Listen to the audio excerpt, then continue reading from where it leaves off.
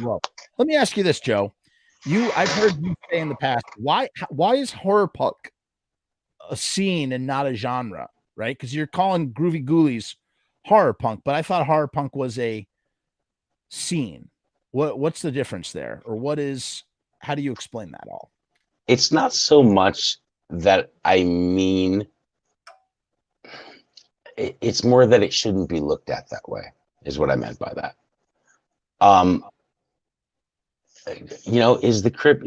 Can you?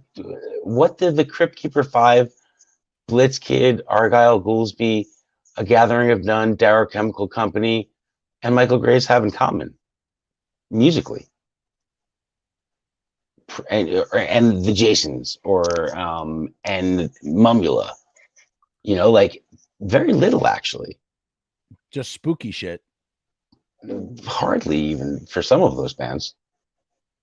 Some of them hardly.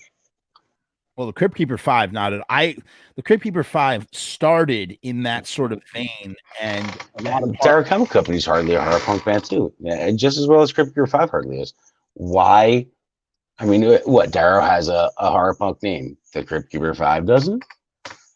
Does that make them a horror? Is White Zombie a horror punk band because they have a horror punk name? Is Black Sabbath a horror punk band because they have a name from a horror movie? Like in our specific scene, it's not a genre of music. All these bands come together and play together because they're like-minded. Because they're like-minded. It's our fans. It's the people we choose to work with, the bands that we associate with. I meant that as a call to, as a cry for originality, as to say that you don't have to have woes and songs about fucking by the titles of movies and songs about monsters and there's not a recipe. Was my point. If you want to be a part of this, it is a scene. It's a scene of bands and like-minded people and good people who enjoy the same things. It's not a genre of music, or at least you know what I mean. It was more a cry for originality within the, because I mean that's the problem with horror punk. It repeats itself and it eats itself essentially. It doesn't go anywhere because everyone, to be a horror punk band, you have to check these boxes. Right. And that's not true, man.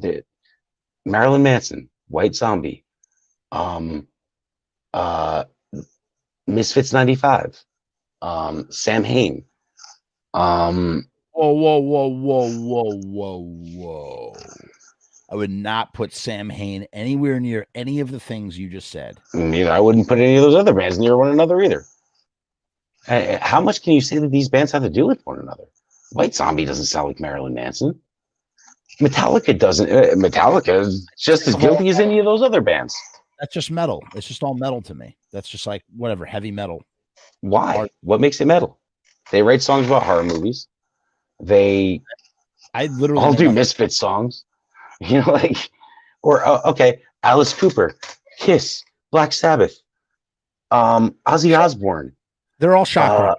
They're all shock rock. Marilyn Manson, shock rock. Alice Cooper, sounds like pre-horror punk to me. Proto horror punk. Proto horror punk, sure. What about Screaming Jay? What I'm saying is, Screaming Jay Hawkins is fine. All of those bands come from the same influences. It's all coming from the same place. Well, from an image and from an imagery standpoint, but not sure. From a standpoint. So I think they all have commonalities in their songwriting. It just doesn't define them. Is my point? Is all of those bands, had songs about horror movies, and every Blitzkid song is about a horror movie. Every Misfit song is about a horror movie. It doesn't have to be this recipe, man. That's my point. Yeah. Is that all of these bands manage to coexist and be unique of one another and still fit under the same umbrella.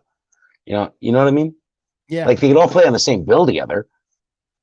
But you broke it down. I think that makes sense to me.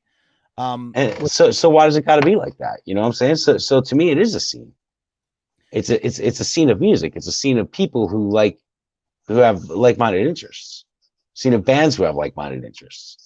To call it a genre would have musical connotations, or and with that said, horror punk is so narrow at that point that you would literally have to have all your songs be about movies and have woes in your choruses, and and that's what we've gotten for the last 20 years, bro. It's redundant and it's counterproductive, and it hurts the collective. It gives horror punk a bad name. It doesn't sing for the Crypt Keeper 5. It doesn't, there's so much more to it. You ever listen to Twin Temple?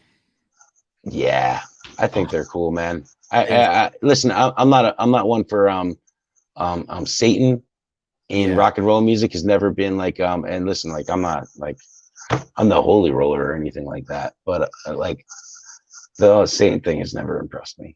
Like in death metal and metal, and from White Zombie really to Cannibal Corpse to whatever. Twin Temple really Satanist though? That's their whole shtick, bro. I know it's their shtick, but are they really Satanists? I don't know, man. Whatever. Are they singing about Satan 100% of the time? Yes. All of those songs are satanic or satanic. But you know what I've learned about Satanism, because I started reading about it. I find it to be very interesting. Satanism makes a lot of sense. On paper. Makes a lot of sense. If you read the 13 rules of living on Earth for Satanism, who doesn't agree with that? Well, what's interesting is that, like, really, Satanism, when it comes down to it, is just a belief in oneself. That's what it really is. Yeah, no, the morals of Satanism make a ton of sense. I couldn't agree with you more. I agree with all of it, to be honest with you. Which is why I ask, are they really Satanists, like, in the sense of, like, yeah, they might sing about Satan. It's probably shtick. Yeah. But is that band awesome? Absolutely, dude. Music is wonderful. Awesome. It's yeah. And I'm quite impressed. You know what really bummed me out when we were in Europe? There was some talk about maybe we were going to do a show with them, and we never did.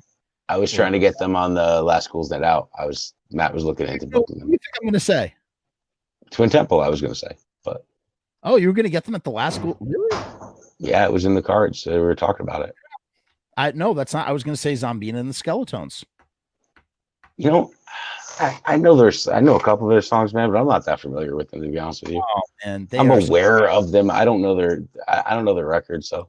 Oh man, you should give them a shot. You should give them a chance. They're super duper. They're like a cross between Devo and the B-52s, and horror rock, and they do a little metal. They do a little. I don't love a lot of horror rock bands, man. Huh? I'll be the first to tell you, I don't love a lot of horror rock bands. Dude, I love a handful tops. Huh? I love a handful of horror rock bands tops, man. Really, like, more often than not, I don't dig it. I know you're a big Crypt Keeper 5 fan. I got to tell you, that record, Darker Days, top to bottom, every single note, every single inch on Darker Days is a masterpiece. Most Crypt Keeper 5 is, man. For me, I'm a fan. I can't even. I hate that this is reality, but I'm a fan of their. It's not their first record, I don't think, but one of their earliest records, Pomade and Switchblades. Pomade and Switchblades isn't available. You can't find it on Spotify. They haven't repressed it in years. It came out in '98. That was the first time I heard that band, and I think that's their best material. Yeah, you gave it to me. I gave it to you. Yeah. Yeah. Yeah. Surprised. I've been struggling to. I haven't shared it with anybody, but it's good. No, I what I mean by that is I have the cassette tape of it. I think I have a fractured version of the MP3s of it. What do you mean? They're not working? No, I mean I think I had a mix of a bunch of their early stuff, and I think that it wasn't the entirety of the records. Oh, really? Maybe that's what you have. I'm not positive. Listen, I have whatever I took from your computer that day, and I've enjoyed it. Yeah, I'm not aware of what my MP3s were at that point in time. Yeah, they were. Maybe I had it. There was just a bunch of stuff.